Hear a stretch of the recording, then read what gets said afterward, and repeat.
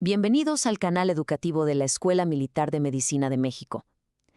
La obesidad pediátrica, como sabemos, es mucho más que una simple cuestión de dieta y ejercicio. Es una historia compleja, una que está escrita en nuestro propio ADN y que además es modificada por el ambiente a través de las generaciones. En esta revisión, lo que vamos a hacer es descifrar esa historia, explorando a fondo los mecanismos genéticos y, sobre todo, los epigenéticos que la definen. Y para que dimensionemos la urgencia clínica de la que hablamos, esta cifra es simplemente contundente. La prevalencia mundial de sobrepeso y obesidad en niños y adolescentes se disparó de menos del 1% en 1975 a más del 18% en 2016. A ver, un aumento tan drástico en tan poco tiempo nos obliga, como clínicos e investigadores, a buscar respuestas más allá del estilo de vida inmediato. Tenemos que mirar hacia nuestras raíces biológicas más profundas. Bien, ¿cuál será nuestra ruta para este análisis? Primero, vamos a abordar la obesidad como una herencia compleja.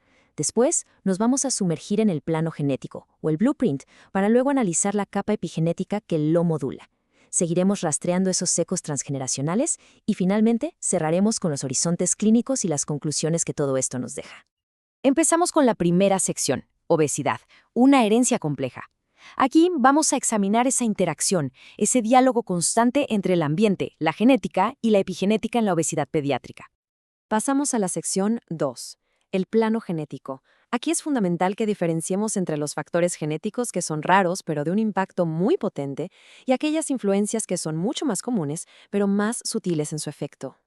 Y bueno, entremos de lleno en esta distinción que es clave. Por un lado, tenemos la obesidad monogénica. Esta es rara, es causada por una mutación de alto impacto en un solo gen y provoca una obesidad severa y de inicio muy temprano. Por otro lado, la forma poligénica, que es la que vemos todos los días en la clínica, la más común. Esta resulta de la suma de efectos de cientos de variantes genéticas, los famosos SNPs, que interactúan constantemente con el ambiente.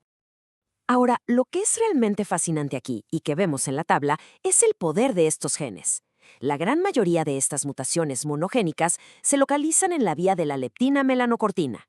Este es un circuito neuroendocrino absolutamente crucial para la homeostasis energética. Si observan el gen MC4R, sus mutaciones son la causa más frecuente de obesidad monogénica. Lo que hacen es alterar la función del receptor de melanocortina 4 allá en el hipotálamo, y esto conduce a hiperfagia y a una obesidad severa. Y esto, por supuesto, nos lleva a la obesidad poligénica, donde el gen FTO es, sin duda, el gran protagonista. Ciertas variantes comunes en este gen, como la RS9939609, están fuertemente asociadas con un mayor índice de masa corporal. El punto crucial aquí es que FTO se expresa en el hipotálamo. Codifica una enzima que está implicada directamente en la homeostasis energética y en la sensación de saciedad.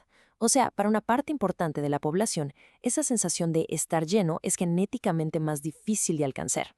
Pasamos a la tercera sección, la capa epigenética.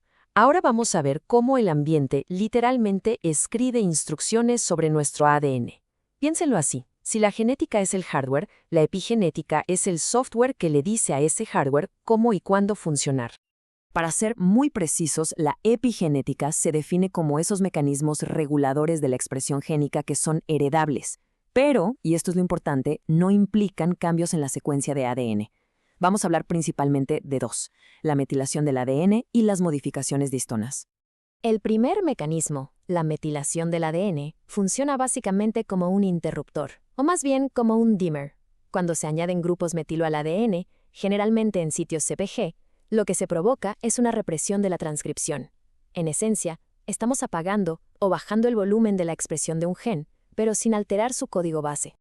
El segundo mecanismo clave es la modificación de histonas. Imaginen esto como controlar qué tan compactado o enrollado está el plano del ADN. Ciertos cambios químicos, como la acetilación, hacen que la cromatina se relaje, se abra, y así la maquinaria celular puede leer los genes.